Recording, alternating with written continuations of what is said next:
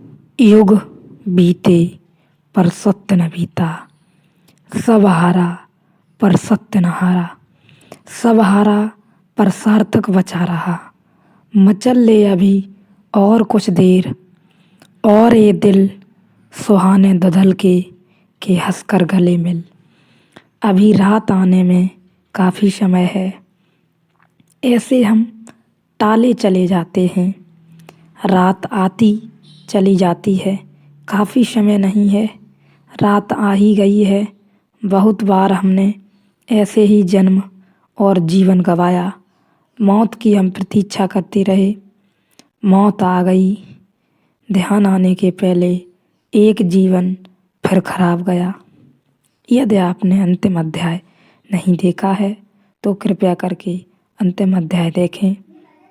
बिना अंतिम अध्याय देखे इस अध्याय को न समझ सकेंगे। यह अध्याय बीच से ही शुरू है।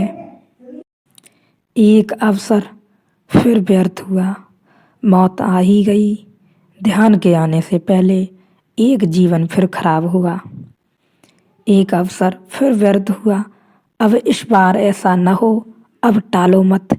यह गंध, सुगंध, महक तुम्हारी अपनी है, यह जीवन तुम्हारे भीतर ही छिपा है। घूंघट भीतर के ही उठाने हैं, प्रश्न कहीं बाहर पूछने का नहीं है, उत्तर कहीं से बाहर से आने को नहीं है। जहाँ से प्रश्न उठ रहा है भीतर, वहीं उतर चलो। प्रश्न भी साफ नहीं है, फिक्र मत करो। जहाँ यह गैर साफ धुंधलका है प्रश्न का, वहीं उतरो। उसी संध्या से भरी रोशनी में धुंधलके में धीरे धीरे भीतर उतरो। जहाँ से प्रश्न आ रहा है उसी की खोज करो।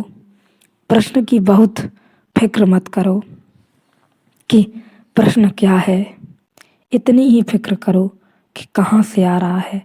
अपने ही भीतर उस तल को खोजो, उस गहरे तल को जहाँ से प्रश्न का बीज उगा है, जहाँ से प्रश्न के पत्ते उठे हैं, वहीं जड़ है और वहीं तुम उतर पाओगे। उत्तर का अर्थ यह नहीं कि तुम्हें कोई बंधा बंधाया उत्तर निष्कर्ष वहाँ मिल जाएगा। उत्तर का अर्थ वहाँ तुम्हें जीवन का अवभाव अनुभव होगा, वहाँ जीवन एक समस्या नहीं रह जाता। अभी हमारे मन में बहुत तरह के विचार चलते हैं, बुलबुले चल रहे हैं ध्यान की यात्रा में। हमें अब वहीं विचारों प्रश्नों में देखना है शांति से कि ये कहाँ से आ रहे हैं।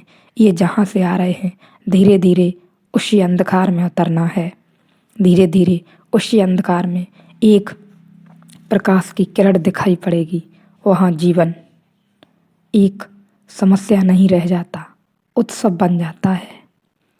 एक चिकना मौन जिसमें मुखर तपती वासनाएं दाहक होती लीन होती, उसी में रवहीन तेरा गूंजता है छंद, रित विज्ञप्त होता है।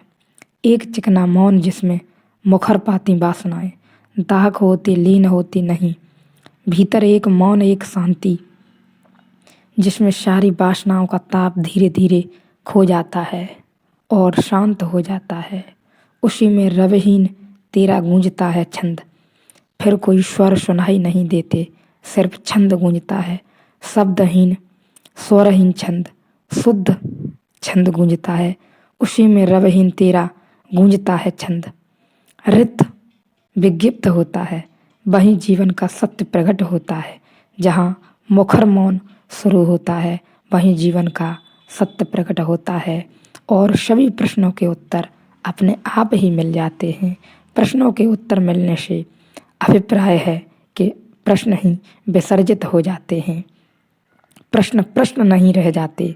रित विज्ञप्त होता है, एक काले घोल की सी रात जिसमें रूप प्रतिमा मूर्तियां सब पिघल जाती और पाती एक स्वप्रतीत रूपतीत पुनीत गहरी नींद की।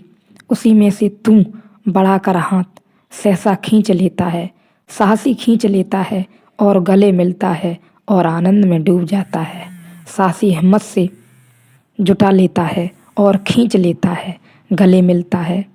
छिपा है परमात्मा तुम्हारे ही भीतर, उतरो थोड़ा, छोड़ो मूर्तियों को, विचारों को, प्रतिमाओं को, धारणाओं को। मन के बुलबुले थोड़े गहरे उतरो, जहाँ लहरें नहीं हैं, जहाँ शब्द नहीं हैं, जहाँ मौन है, जहाँ परम मौन मुखर है, जहाँ केवल मौन ही गूंजता है। उसी में रवहीन तेरा गूंजता है छंद, रित विज्ञप्त होता है। उतरो वहाँ, उसी में से तू बढ़ाकर हाथ सहसा खींच लेता है, गले मिलता है। वही है मिलन, तुम जिसे खोजते हो तुम्हारे भीतर छिपा है। तुम जिस प्रश्न की तलाश कर रहे हो उसका उत्तर तुम्हारे भीतर छिपा है। जागो इसी क्षण, भोगो उसे। अष्टावक्र के सारे सूत्र एक ही खबर देते हैं कि पाना नहीं है, उसे पाया ही हुआ है। जागो और भोगो।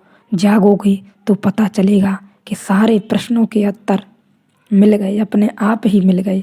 जागने से ही पता चल जाएगा कि कोई प्रश्न ही नहीं है। इसलिए इस ध्यान की यात्रा में मन में उठ रहे प्रश्नों की फिक्र मत करना। डूबो गहराई में, वहाँ डूबो, देखो कहाँ से ये प्रश्न उठ रहे हैं।